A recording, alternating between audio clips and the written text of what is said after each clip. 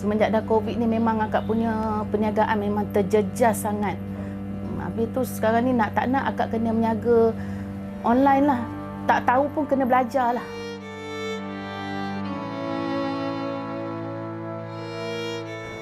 Pendapatan untuk cukup-cukup belanja anak-anak saya kan, sebab ya tiap-tiap bulan nak kena hantar kat anak yang asrama, yang you semua kan. Cukup untuk survive je lah.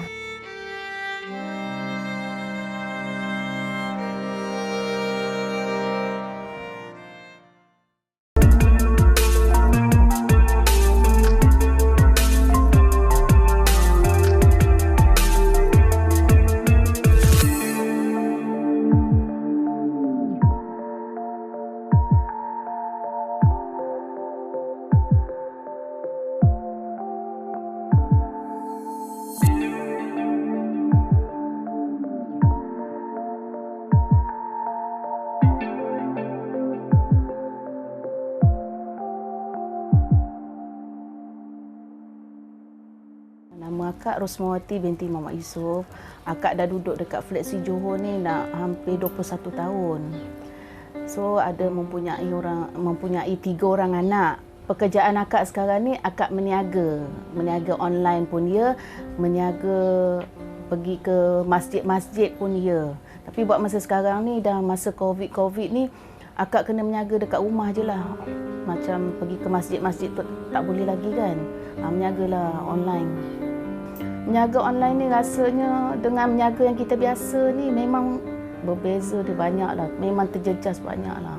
Kita meniaga ke masjid ni kita boleh jumpa orang. Satu lepas tu pula kita boleh jual berbagai-bagai. Tapi kalau meniaga dekat rumah ni kita boleh tumpukan pada krepek kita dengan kuih kita je. Benda-benda lain tu tak boleh tau. Sebab apa? Lagipun banyak saingan benda-benda macam ni kan. So sekarang ni bagi akak kan, akak lagi suka meniaga ke masjid tu. Rasa akak lagi banyak dapat daripada akak meniaga online. Sebab apa, meniaga online ni pun bukannya banyak pun. Kadang macam karipap, frozen tu semua dengan krepek bukannya banyak sangat pun, untung pun dapat pun sikit-sikit kan. Tapi bagi akak sekarang ni kalau dah tak ada kerja terpaksa buat. Daripada tak ada langsung. Masa tu pendapatan untuk cukup-cukup belanja anak-anak saya kan, sebab ya tiap-tiap bulan nak kena hantar kat anak yang asrama, yang you semua kan. Cukup untuk survive je lah. So selepas masa PKP pun slow lah. Tapi anak-anak semua dah balik rumah kan, okey lah.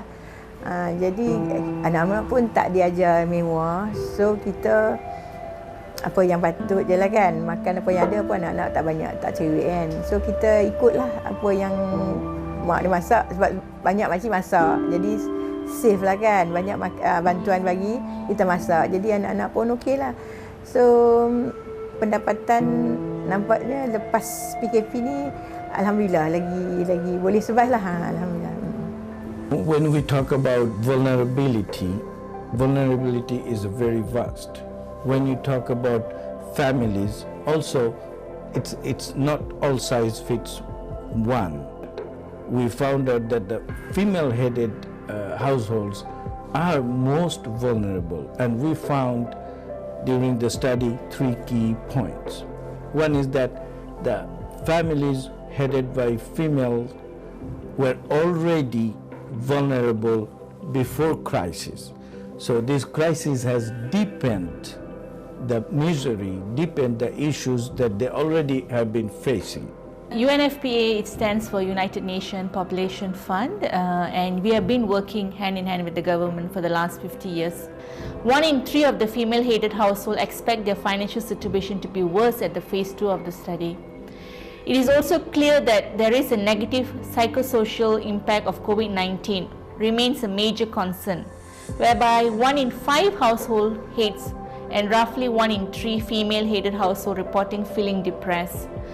I can say that the consistency and the persistent hardship is more pronounced among female-headed households and households affected by disabilities. Kajian terbaru yang kita buat pada bulan November dan Disember menunjukkan hampir 1 daripada 2 isi rumah di flat kos rendah di Kuala Lumpur, pendapatan mereka masih rendah berbanding sebelum COVID. Bermaksud walaupun kita dengar ekonomi berkembang, ekonomi dah naik, tapi hampir separuh masih tidak pulih seperti sebelum COVID.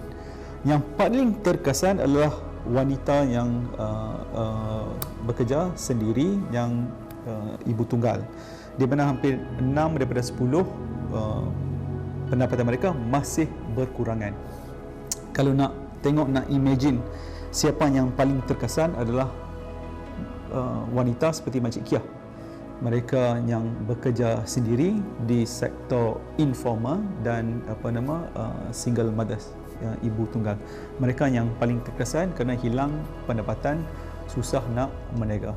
Malah salah satu sebab bila kami bertanya ibu tunggal ni pasal apa income tak recover kembali, tidak selagi pulih, mereka mengatakan susah nak memulihkan perniagaan mereka kerana kekurangan modal. Kalau tanggapan kita, mereka orang susah ni nganga bila terjadi krisis atau hanya mengharapkan bantuan kerajaan, ini tidak betul. Ramai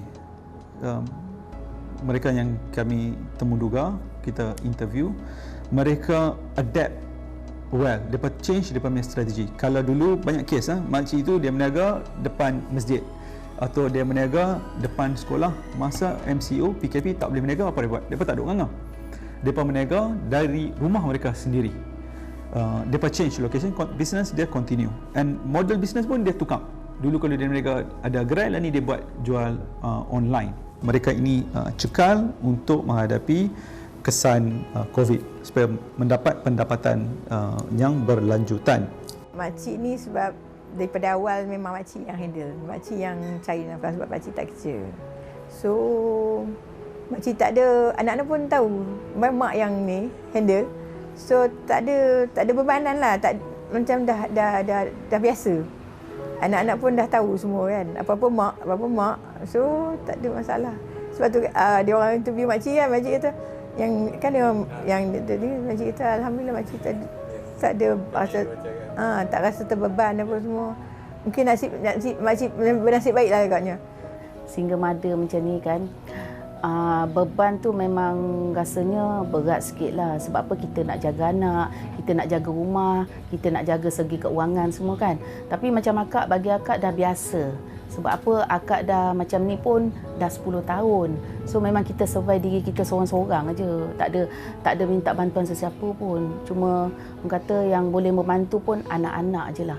Kawan-kawan pun tak adalah. Harap macam mana pun keluarga sendiri bantu kita sendiri macam tu. Anak akak yang nombor 2 ni dia kerja Food Panda, dia dapat gaji minggu-minggu. So dia tengok akak sekarang meniaga pun dah merosot banyak. So daripada situ dia bagi akak, dia kata, Umi ada duit ke nak beli lauk ke, nak bayar apa-apa ke. Daripada situlah anak akak, dia tengok akak takkan minta tau, dia akan bagi dengan akak. Tapi nasib baiklah dia dapat gaji tu seminggu sekali lah. Sebab Panda memang bayar seminggu sekali kan. Daripada situ kadang-kadang dia minggu tu dia bagi 100, kadang 150, ikut dia lah. Kalau anak akak yang nombor 2 ni, dia sekolah. Dia sekolah lagi SPM. Tapi sekarang ni dia kerja macam part time. Sebab apa? Dia nak membantu akak. Sebab dia sendiri tengok keadaan kita sekarang ni susah. Dia tak macam dulu. Anak-anak akak pun selalu berkumpul. Itu ada himah di masa COVID ni. Tapi masa sebelum tu masing-masing buat hal masing-masing. Makcik tak tentu, tempahan makcik memang kadang-kadang dia orang nak pagi. So makcik malam makcik tidur kedai. Jadi anak-anak kadang-kadang makcik dah penat, anak-anak datang tolong. Dia anak-anak alhamdulillah boleh harap. So kerja rumah makcik banyak dia orang yang buat.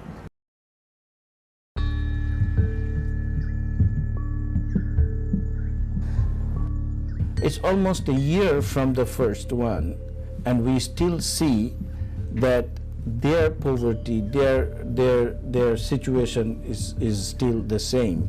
They are the lowest recovering part of the families, among others.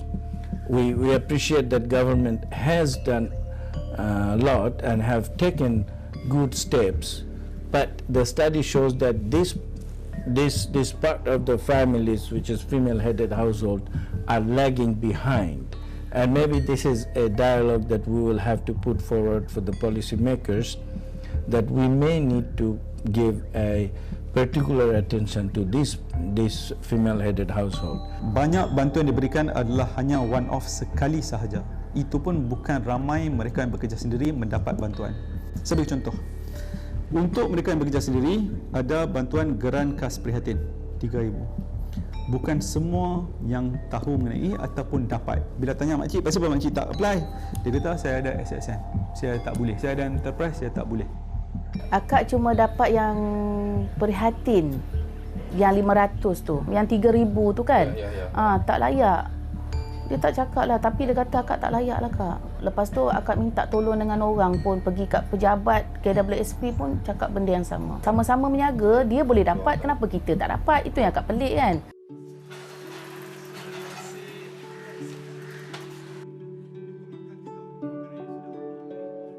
Disebabkan kerajaan bagi bantuan ni, insyaAllah lah makcik boleh tingkatkan. Dan sekarang ni makcik pun ada pergi kursus buat online. So kita iklankan produk kita melalui dalam online. BRIM ada ni lah, bantuan prihatin tu kan. Itu pun ada dapat. Dan bulanan makcik baru dapat Baitul Mal. Baru dapat 2 bulan, 3 bulan je lah. 400 bulan untuk anak-anak sekolah. Apa yang kita boleh buat untuk memastikan social safety net atau jaringan skim keselamatan ini ada? Pertama sekali, di Malaysia, mereka yang bekerja sendiri ataupun mereka yang bekerja di sektor informal, contoh makcik Kia, tidak ada perlindungan. Majority of makcik Kia, daripada 100 makcik Kia, hanya 3 contribute kepada EPF ataupun SOCSO, KWSP dan SOCSO. Apa yang boleh dibuat dan banyak kali dicadangkan, tak kira jenis perniagaan, ada kerja sendiri ataupun bekerja dengan orang, kerja di sektor formal ataupun bukan di sektor formal, mereka harus diwajibkan contribute kepada KWSP dan kepada Perkeso. Jadi bila ada krisis, mereka ini mendapat bantuan. So mereka protected. Ini tidak dilakukan. Ini boleh dilakukan. Carum Perkeso tak ada. Tapi yang itu sebab kita tak tahulah macam mana kita nak buat lah. Sebab apa, selalunya orang kata kalau Perkeso ni dia nak orang kata meniaga besar-besar kan. Orang katalah. Tapi macam akak tak pernah lah mencarumkan Perkeso. Perkeso masa kerja dulu adalah, tapi dah sejak ni tak adalah. Tak ada carum. KWSP masih carum sebab AIM bagi makcik kerajaan bagi setahun 480. So makcik cuma sebulan RM5 je. Jika kekangan adalah mereka tak cukup bantuan tak cukup duit untuk contribute, kita boleh buat matching contribution. Dia bayar 50%, kerajaan boleh subsidize 50% untuk tempoh yang tentu.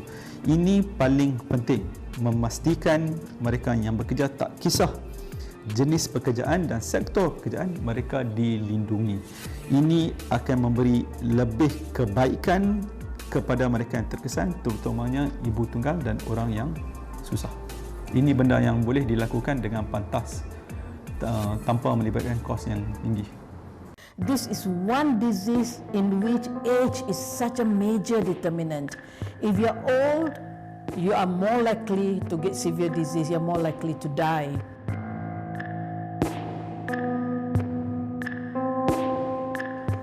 COVID ni memang tak ada kat mana-mana. Makcik pun macam takut nak pergi.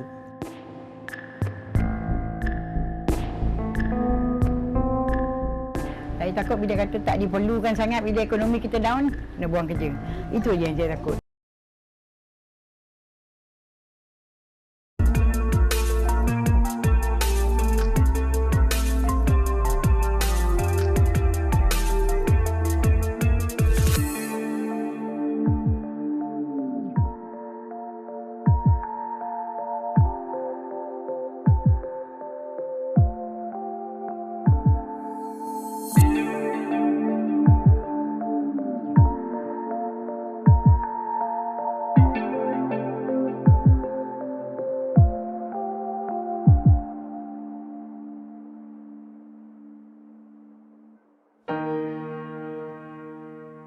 Saya dalam keluarga ni ada seramai 7 orang lah. So termasuk cucu. Saya tak kerja dah, suri rumah. Pendapatan keluarga dari anak-anak je lah. Dulu suami bekerja, tapi bila dia dah sakit, dia tak boleh dah. Ikut pada anak-anak bagilah. Berapa yang dia bagi itu je lah. Dan saya dapat bantuan dari Baitul Mal lah. Itu saya dapat 400 lah. Itu yang kakak dia je, Tadika. Tapi bila PKP ni, separuh daripanya tak sekolah lah. Diorang tak bagi kan? We call it, this is a child rights crisis because every aspect of children's life were affected. It's due to a lot of things, due to the social fabric dismantled. We saw a disaster situation in access to education because world were not prepared to have a digital learning due to device, due to access and infrastructure, and of course the knowledge on digital learning. So this is a learning crisis globally. Pak Usuria lah yang mengajar. Ngajar membaca alhamdulillah lah boleh dah. Macam tu je lah. Susah jugalah, susah. Budak tak sekolah susah kan. Saya takut besok ni macam tahun ni baru 6 tahun masih boleh tadika lagi. Takut nak pergi kerja satu tak boleh nak mira nak apa kan. Itu yang susahnya. We have seen in this study, where children has to share and they don't even have computer or tab. They're sharing using their phone among their own siblings, and sometimes we also saw where neighborhood children comes and helps children to coach. So they're at home, they're bored. Some of them could be very naughty as well. They cannot do online learning. You have to feed them. There's not enough money to buy good nutritious food, and very likely they are getting depressed as well. And many pediatricians are already talking to me. We must do some longitudinal study to assess and measure the mental health impact on children with this lockdown, especially children in low-income families who have to stay at home but having no access to online learning and having many other. I think we will see 2-3 years down the line a lot of mental health problems. It's very worrying, very worrying. Yeah. Pendidikan, agenda kerajaan pada waktu itu dah tukar semua secara online. Okey, jadi kita nampak ada isu-isu yang famous lah dari segi data, dari segi pencapaian dan sebagainya. Okey. Tapi sebab masyarakat masih memikirkan bahawa pendidikan adalah tanggungjawab satu agensi, dia tidak nampak pendidikan sepanjang COVID yang kita tak tahu berapa lama ni juga adalah tanggungjawab mereka berada di sekitaran, datuk nenek, kalau ada orang gaji, ibu bapa, sebab inilah tempat untuk mendidik habit yang baru, tata cara yang baru, adab yang baru. Jadi bahagian ini yang patutnya difokuskan sebagai pendidikan di samping aspek penjimatan, keuangan dan sebagainya. Yang tu saya tak nampak lagi sebab kita masih lagi fikir mesti pergi sekolah.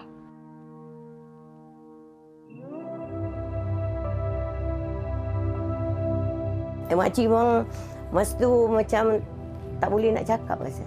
So, kita dah biasa anak-anak cucu tu datang. Macam kalau hari Minggu, petang kan ramailah datang. Macam tu Tengok datang kan hari Minggu, kadang-kadang ada yang datang hari Minggu, ada yang datang hari Sabtu.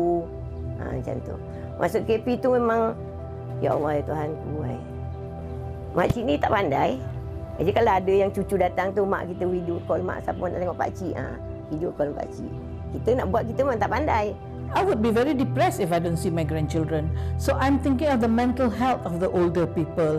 Like already you're so stressed about possibility of falling sick, possibility of death, and now I cannot even get to see my children and my grandchildren. COVID ni memang tak ada kat mana-mana. Makcik pun rasa macam takut nak pergi. Merasa takut. Bukan takut kita nak mati tu mana-mana kita mati kan. Tapi kita takut macam apa?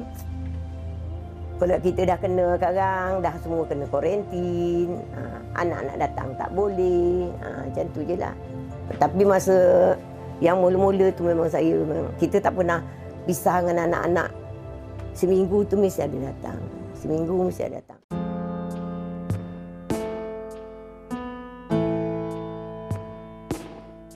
Yang masa COVID tu memang rasa macam tertekan jugalah dek. Memang tertekan.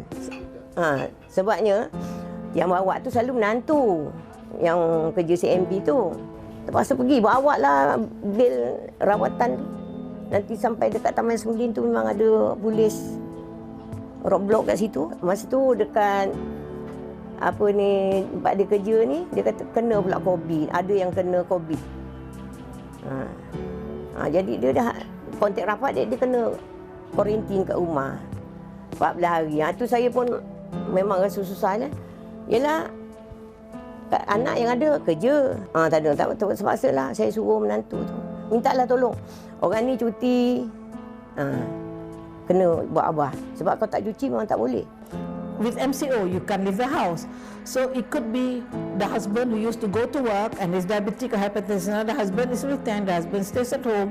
She has to look after him in terms of giving him his medicine and perhaps having depression as well. Maybe a mother-in-law, father-in-law, father who is also now cannot go out to the hospital to get to the clinics or to wherever to get the normal care in normal time. They're all at home. So the woman in that family as an informal carer will have again extra burden in terms of informal care work.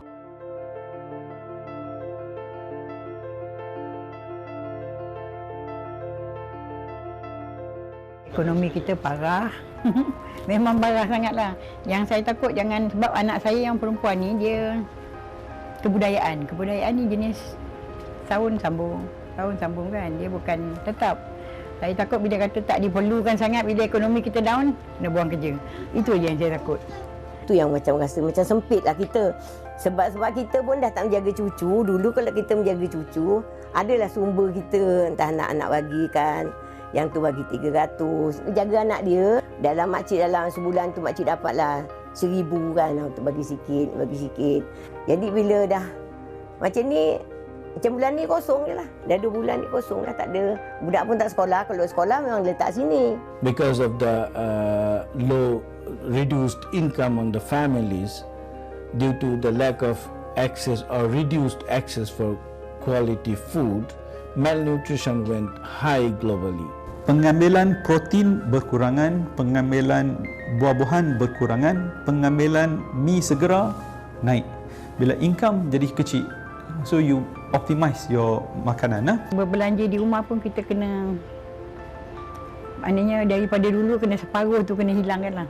Makan tu tak adalah orang kata nak makan macam dulu lagi. Apa teringin nak makan kita boleh beli, sekarang tak boleh dah.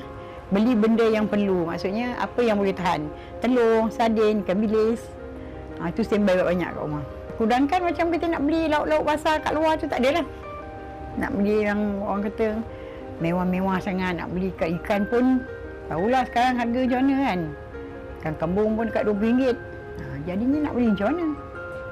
Bantu dari anak-anak. Anak-anak pun pendapatan pun dah potong-potong kan. Kita pun tak boleh nak paksa dia orang.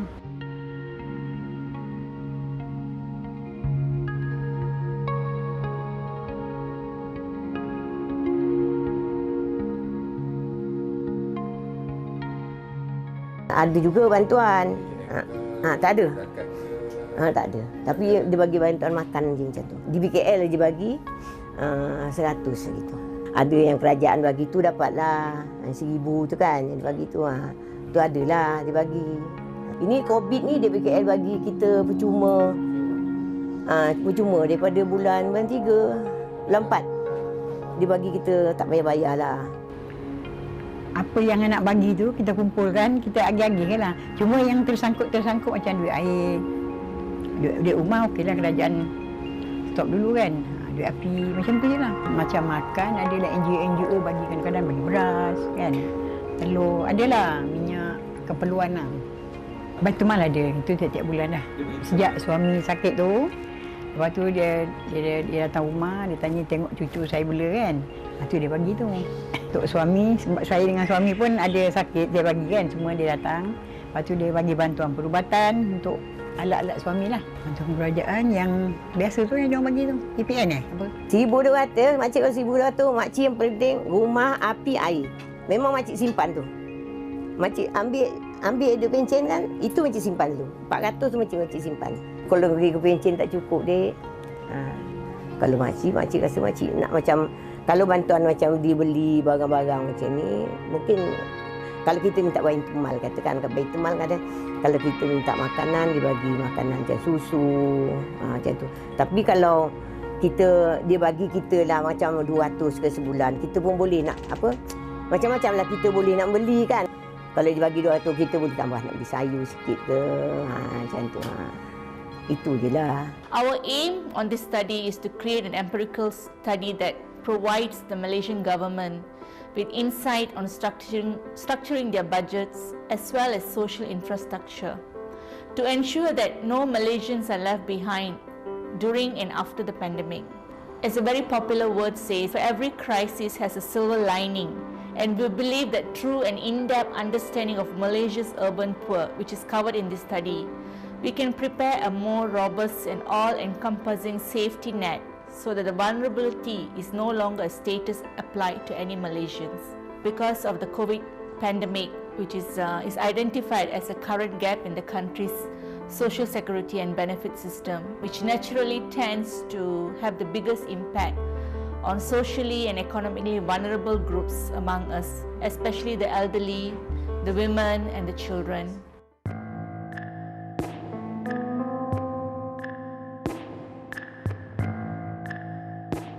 This is one disease in all my medical practice. This is one disease in which age is such a major determinant. If you're old, you are more likely to get severe disease, you're more likely to die. In fact, I think in America they did a study in the age of 65 to 74. It's like 90 times more. After 75, it's 220 times more of death if you're old, you know.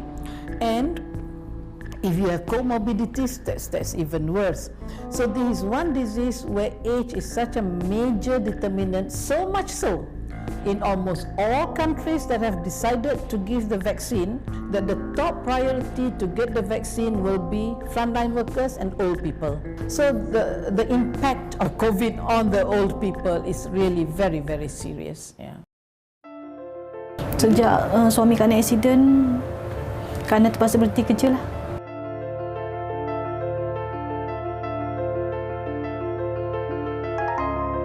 Banyak tempahan-tempahan kami dibatalkan.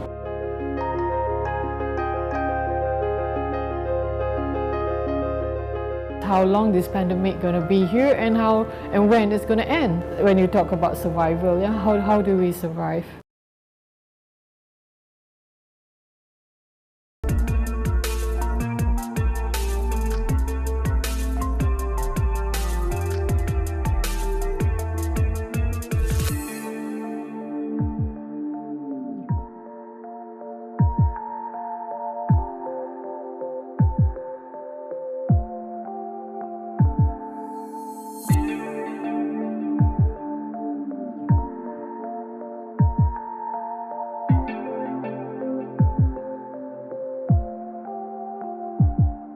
Nama saya penuh Muhammad Sarji bin Ramli, tapi lebih dikenali dengan Chef Sarji. Pasal dulu saya bekerja sebagai seorang chef di hotel lah, sehingga saya mengalami kemalangan dan menghidapi penyakit rheumatoid arthritis. So saya mempunyai 7 orang anak, dan anak saya 4 orang sudah bekerja dan 3 orang masih belajar. Disebabkan keadaan saya macam ni, saya terpaksa mengusahakan perniagaan catering saya. 3 bulan ke belakang ni, isteri saya menghidapi stroke dan saya terpaksa menjalankan perniagaan ini saya sendiri dah, di samping dibantu oleh anak-anak. Bila keadaan isteri saya menghadapi stroke, so saya terpaksa bangkit. Walaupun sakit, saya terpaksa gigih menghadapi cubaan, dugaan dan macam-macam lah. Dengan keadaan pandemik ni, perniagaan pun merosot. The first highlight was the high proportion of households in the sample that had members of their households with either chronic illnesses or disabilities. Around 60% of households were in that situation, which is a very, very high. And the second finding of interest was the extreme vulnerability of households that are headed by people with disabilities. So we found that those households, they went into the crisis with the lowest levels of income, the lowest levels of precautionary savings and the lowest rates of access to social security.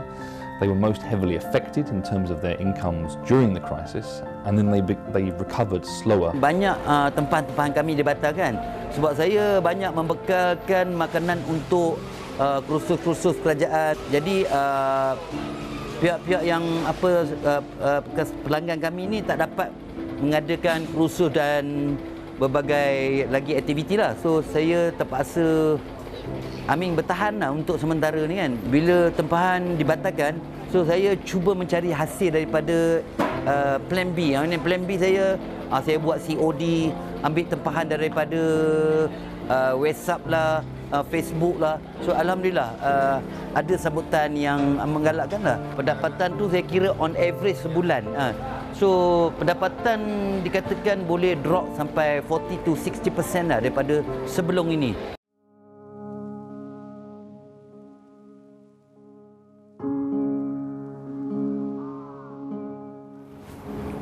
Okay, when the COVID-19 actually happened here in our country, I would say that many of us, the community at large, do not have enough information.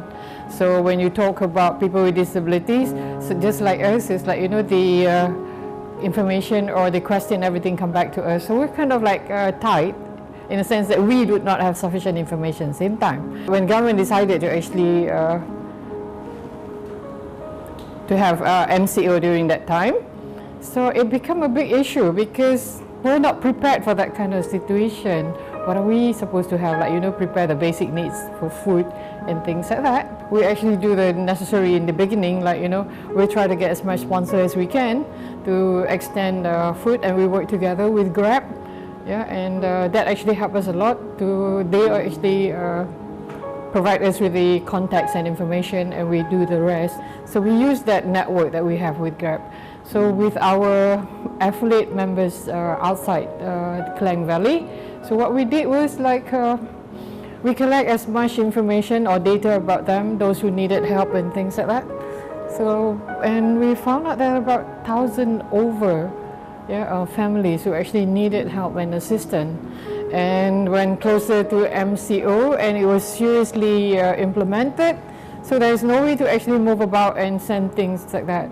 So what we did was we actually asked them for their bank account number and transfer whatever the amount that we receive for them to actually purchase the necessary items from home.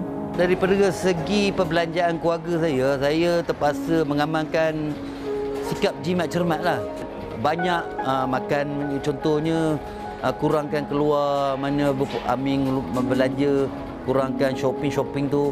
Banyak tumpukan makan dekat rumah bersama keluarga kan. Lepas tu daripada segi perubatan ni banyak saya mendapatkan rawatan daripada kerajaan lah kan. It's not an easy thing to create awareness or educate the public at large, and so we realized that the awareness just isn't there. There's not much on people with disabilities. So there's so many things that we actually have to break the barrier, because we believe that when there is communication, when there is information extended to all the target group, all of us would actually have, all would be satisfied, and we could actually ease the problem or the issues that we have at that point of time.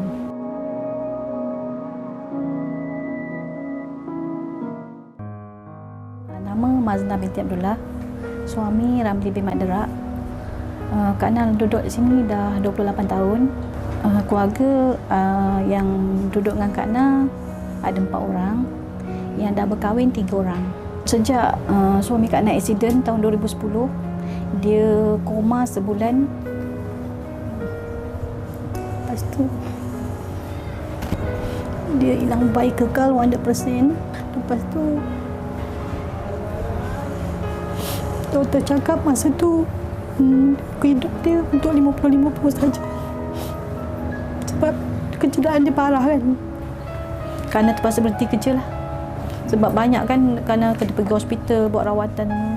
Sejak COVID ni Kak Nal rasa benda-benda macam tu untuk pergi rawatan ke apa ke tak mendatangkan, maksudnya tak adalah terlalu sangat. Kak Nal rasa macam biasa je. Untuk pergi hospital tu Kak Nal rasa biasa je. Kak Nal rasa sebab kita pergi apa yang dia orang arahkan tu kita ikut. Lepas tu Dia orang kata buat SOP, kita ikutlah buat SOP tu tadi. Buat masa ni temu janji tu di waktu dia tu macam dulu pernah sebulan 2 kali. Tapi keadaan pandemik ni dia dah kurangkan. Jadi macam isteri saya dia dapat rawatan cuma temu janji sebulan sekali macam tu je. So untuk saya pula dia lanjutkan lagi jauh. Dia punya temu janji dia lanjutkan sampai 2-3 bulan. Prosedur SOP nak masuk SUKN tu pun susah. Kak Ana rasa itu satu tanggungjawab. Kak Ana rasa macam tak adalah terbeban ataupun tertekan. Sebab Kak Ana dapat sokongan daripada anak-anak Kak Ana. Dia orang akan pastikan yang Kak Ana atau suami tak rasa tertekan ataupun ada masalah lain ke kan. Kak Ana akan bagi tahu anak-anak lah. 1 in 20 people in Malaysia are disabled. Only 3% of the 2.4 million self-employed workers in Malaysia have access to social security. And Malaysia is also an ageing society, and the care for older people will increasingly impact on young people, and potentially limiting, for example, the capacity of families to invest in their children. So excessive reliance on employment-based social security will always result in high levels of inequality and low levels of social mobility in these sorts of households.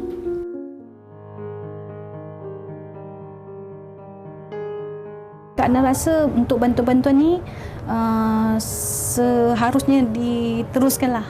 Abang dapat daripada Baitul Mal bulan-bulan 300. Untuk tu Kak Ana dapat BSR, bantuan sara hidup. Lepas tu untuk komuniti Seri Kota ni, Bandar Razak ni, Kak Ana dapat bantuan daripada Persatuan Penduduk. Dia orang ada bagilah untuk beras ke apa ke kan. Kak Ana dibayar oleh Pekeso. RM 2,100 sebulan. Saya personally saya dapat daripada Baitul Mal lah. Baitul Mal bagi saya 500 sebulan. Bantuan prihatin pun saya dapat. BRIM pun dapat, prihatin pun saya dapat. JKP yang 3,000 tu saya dapat. Saya dan sahabat-sahabat saya menubuhkan persatuan orang kurang upaya dari Serejang dan dapat membantu satu sama lain. Saya sebagai setiausaha kepada persatuan ni cuba mendapatkan bantuan-bantuan pada NGO, orang-orang persorangan. Sebelum ni Kak Ana tak pernah memohon untuk bantuan Baitul Mal tu lah. Kak Ana tanyakan kawan macam mana nak pergi ke bangunan tu ya. Sebab kita naik train, kita nampak bangunan tu macam hampir dengan kita punya train tadi kan. Tapi bila kita turun, benda tu jauh. Jadi Kak Ana tanyakan kawan macam mana saya nak pergi ke bangunan tu. Nak naik apa, berapa tambang. Kak Ana pergi. Kak Ana tinggalkan suami, Kak Ana pergi cari sendiri. Lepas tu sekarang ni bila kawan-kawan Kak Ana macam ada masalah macam untuk bantuan zakat ni, dia orang tak tahu macam mana nak memohon, macam suami ke anak-anak yang terlantar yang tak boleh pakai pampers. Kak Ana kata tak apa, jom. Tapi dengan syarat Kak Ana katakan kita naik train, macam mana nak ambil borang, macam mana nak isi, macam mana nak pergi angkat sumpah, macam mana nak hantar balik benda tu, apa surat-surat yang dia orang nak. Kerana suruh dia orang sediakan penuh-penuh, kerana cek sendiri. Kerana kata okey semua cukup, jom kita pergi. Alhamdulillah.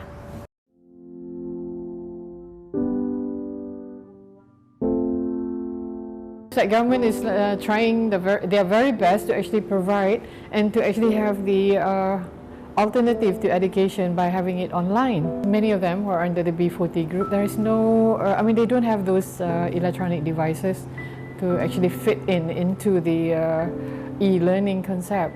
So if we are actually targeting on this online education, it's a big challenge for children with disability and with family background of B40. I think also if we look at children with disabilities in those households, we found that they experience the most challenges in terms of accessing online education. Many of them found that it wasn't practical to access online education. And of course this adds to a broader evidence and experience that's come through during the crisis on the sort of impacts of the crisis on people with disabilities, increased isolation and even exacerbation of physical and mental impairments as a result of their isolation and reduced access to rehabilitative services. They don't have a handphone. Yeah, only the parents do have handphone. So it's like, you know, the cost is like for every single item that they have to think of. And when teachers send their papers, their homework or anything, and they have to print it, it's an extra cost. They have to actually go out somewhere to do it. I mean, when we talk about the pandemic, yeah, and also with regards to us people with disabilities, just don't miss us out, don't just push us aside.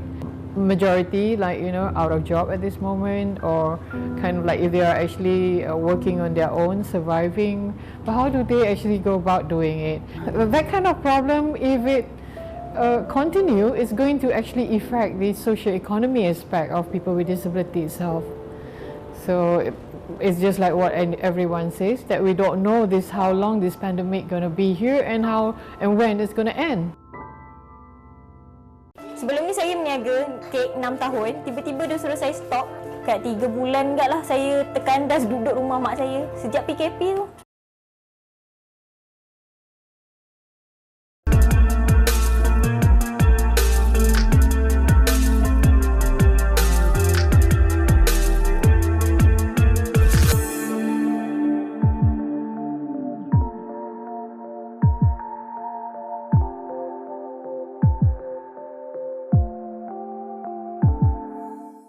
Umur anak saya first 6 tahun, second 4 tahun, nombor 3 setahun lebih, nombor 4 8 bulan.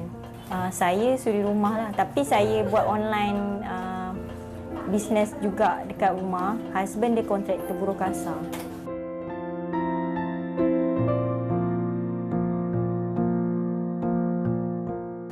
Kat 3 bulan enggak lah saya terkandas duduk rumah mak saya sejak PKP tu. Sebab saya tak selesa, rumah tu sempit, anak saya ramai, 4 orang. Masa saya dalam pantang tu je lah. Saya rasa tertekan. Sebab kawasan rumah sempit, sampai saya menangis, saya cakap dengan husband saya nak balik rumah saya sendiri. Sebab saya punya mental saya macam dah tak kuat dah. Lagi anak saya berlari-lari, kecil-kecil lagi. Sempit rumah PPR tu. Husband saya lah banyak bagi dia bagi dorongan. Mak saya pun cakap dengan saya sabar. Macam tu je lah saya. Husband yang banyak bagi kata-kata semangat kat saya.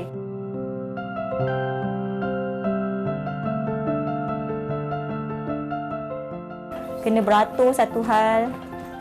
Husband pula tak boleh masuk, kena isteri je masuk dengan baby.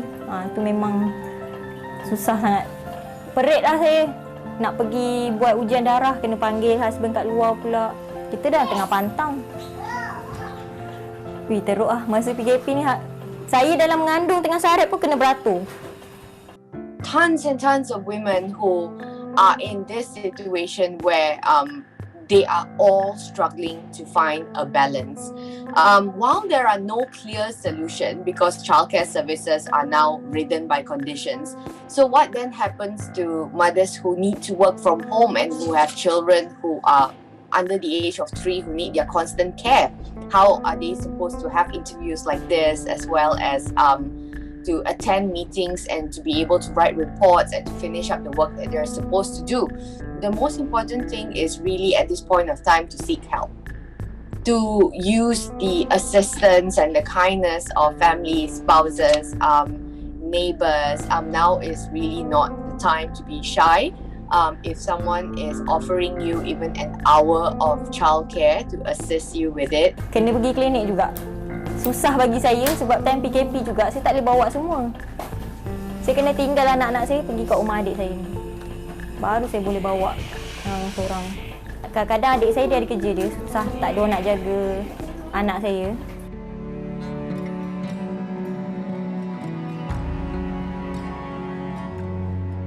Masa rumah flat, husband saya murah lah sewa dia. Kalau kat sini 1,000, so saya kena bantu dia. Dia nak bayar kereta lagi, 7,5. Rumah 1,000, api air lagi. So saya ada komitmen kat situ lah. Sebulan dalam 1,000 jugalah komitmen saya.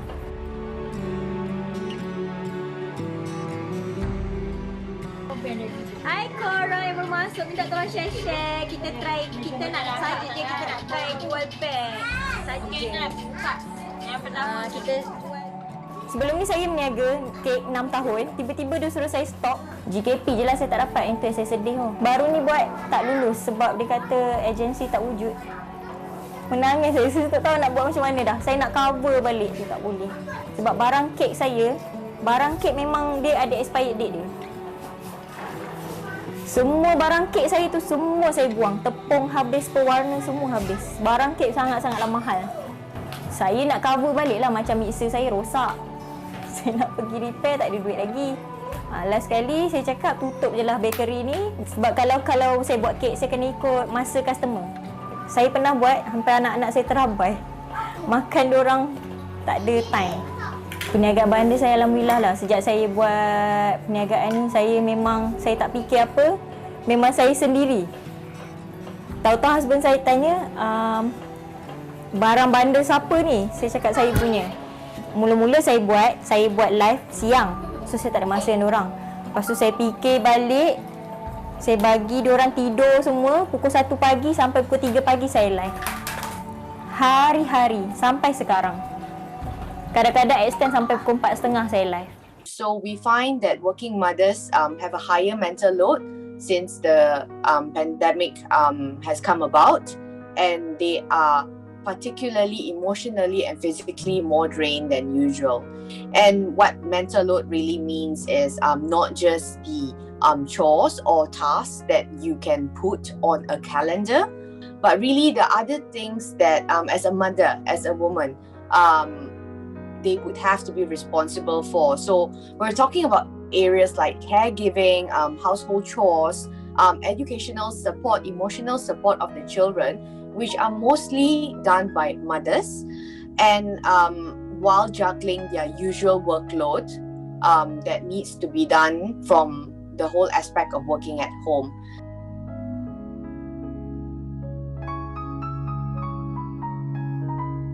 I have seen a rise, a dramatic rise actually, in the number of cases of single mothers needing services and protection with young children. I think what's shocking for me, because I've never had to deal with this before, is mothers who have been driven from their homes, locked out because they haven't been able to pay the rent. I had a case this morning, in fact, where the mother was actually locked out sobbing outside the house because the landlord had locked the door. It's almost daily. And for me, it's not just a matter of providing protection for the children. You can't provide protection for the children when you can't provide protection for the mother, and when the mother has no home because she can't even, cook food for her kids and stuff. And so that was, I think, for me, the most glaring, shocking thing that happened. Sejak pandemik COVID, kita berlaku adaptability, perubahan sedikit, di mana kita fokus pada keadaan kanak-kanak di rumah.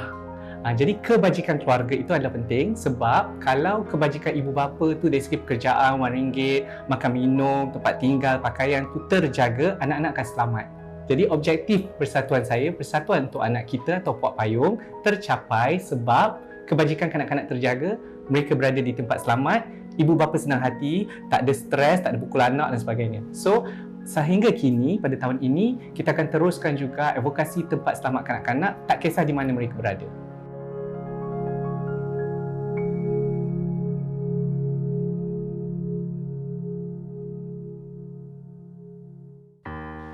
Umumnya kalau kita ambil PPR lah, ada dua golongan yang terimpit lah. Yang pertama, yang mereka memang bergantung kepada bantuan kerajaan ataupun NGO atau zakat. Mereka ni adalah kumpulan yang mungkin ada penyakit yang umpamanya setengah-setengah tu bukan saja berpenyakit suami isteri tapi juga jaga cucu lagi. Ini merupakan kumpulan yang wajib dibantu oleh Jabatan Kemajuan Masyarakat. Alhamdulillah daripada laporan yang kita terima, mereka dibantu dan ialah tak cukup 100%. Cumanya kita dari segi makanan tak ada masalah, kita dapat laporan bahawa mungkin dari segi cash lah, dari segi wang itu mungkin ada sedikit kurang. Itu kumpulan pertama yang memang sudah pun menerima bantuan kerajaan. Yang kedua ialah mereka yang terjejas, maknanya terjejas kerana COVID ini, peluang pekerjaan. Dan ramai yang tinggal di Manaraya, yang tinggal di PPR ini, mereka bekerja dalam sektor informal. Kalau tengok kajian UNICEF ni, mereka tengok kepada golongan yang mudah terjejas lah, umpamanya kanak-kanak, ibu tunggal ini. Jadi kita lihat kajian ini sebagai kajian yang penting. Jangka panjang tidak ada jalan lain melainkan kita nak gerakkan ekonomi kembali. Itu sebabnya kalau kita lihat pada keadaan sekarang, bila PKP sekarang ni, di mana kegiatan ekonomi berjalan, walaupun tidak suatu patut, sektor pembuatan umpamanya dilihat sebagai sektor yang essential, yang penting dibuka, pembuatan mana kerja tu ada. Cuma yang terkesan ialah umpamanya yang informal tu. Mula-mula kita tahu bahawa ada sekatan pukul 8 dah kena tutup dah, tak ada order dah. Sekarang pukul 10, alhamdulillah disambut baik. Kalau dulu kita angka-angka mengenai sektor informal ini tak berapa mantap.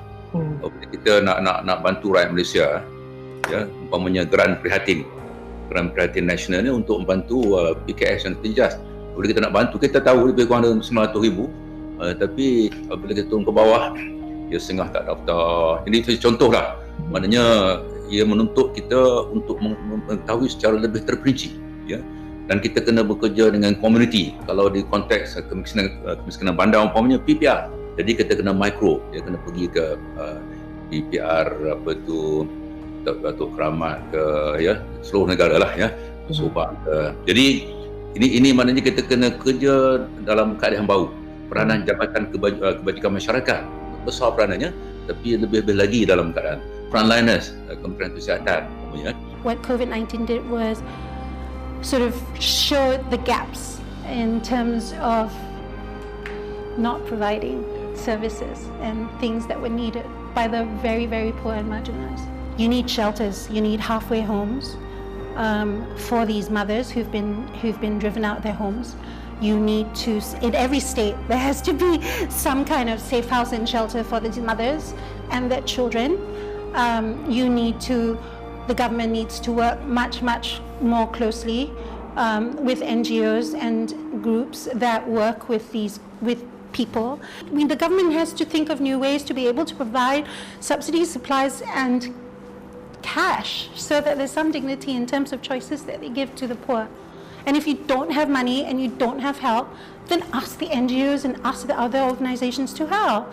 There is no shame in saying you can't do everything, but ask. So we need to do better. And our social service, they need more people to help, and they need to be trained. And you need to think of a different way to help. It's not working, which shows this COVID-19, what it did was show that the gaps and show what needs improvement, and a lot needs improvement. And when we talk about the situation of the children, we need to know exactly what's happening. And that's a reason that lack of evidence that we wanted to fit in. We wanted to also provide the better knowledge to the parents, to the society, to the community, and of course to the policymakers to deal with the situation better, to make the policies, make the better decisions for those children, for those families, and to generate a longer-term social policy discussion. Because that's important that we manage the COVID-19 pandemic, but the impact is longer term. So this longer-term discussion should start now. And we are so lucky that we have seen a very, very good use of the study so far. We managed to raise awareness of the policymakers. We have seen that study findings were discussed at the Parliament during the budget sessions. We have also seen that the policymakers were interested in learning the facts. So it has very good use already, but I think that there are a lot to be done